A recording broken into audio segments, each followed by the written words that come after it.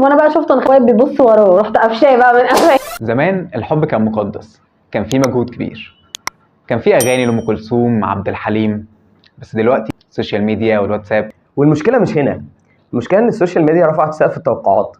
يعني تجيب ورد تسالك فين التشيز كيك، تجيب التشيز كيك تسالك فين الخاتم. طبعا لو لبست في الخاتم يا معلم قول على نفسك يا رحمن يا رحيم.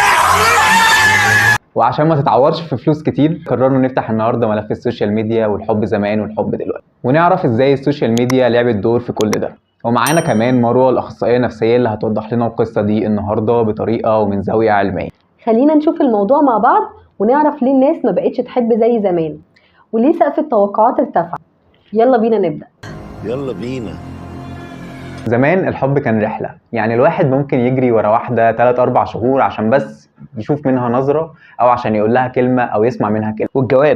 الجواب كان ممكن ياخد اسبوعين عشان يوصل، وفي الاخر بعد كل اللهفه والشوق ده تفتحه تلاقي عزيزي بلال نهارك سعيد او العوافي.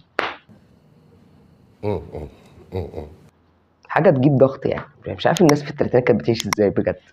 انا متضايق.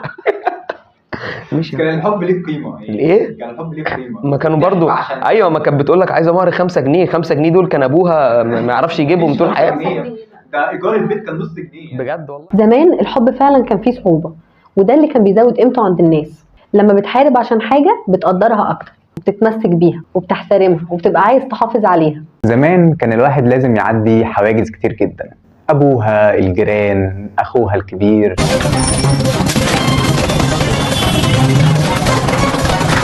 ولو عديت كل ده اللي بتكسبه 3 ثواني 4 ثواني كلام. ولو حصلت مشكله بينكم مفيش بلوك ولا انفولو ولا تقل، لان انت هتبقى سي.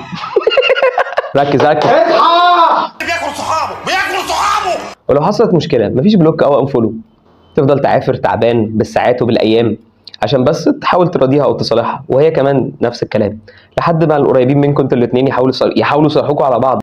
ده لأن العلاقات زمان كانت بتتبني على التواصل الحقيقي، وما كانش فيه خيارات كتير زي دلوقتي، فكانت العلاقة مصدر حقيقي للأمان النفسي. على عكس دلوقتي خالص، في واتساب، في انستجرام، في ستوري، في ان انا اخش اكلمها بكل الطرق الممكنه. بتضيفها على فيسبوك او تنزل ستوري وتشوفها، تنزل ستوري وتعملها ليها لوحدها، الحركه اللي احنا بنعملها دي.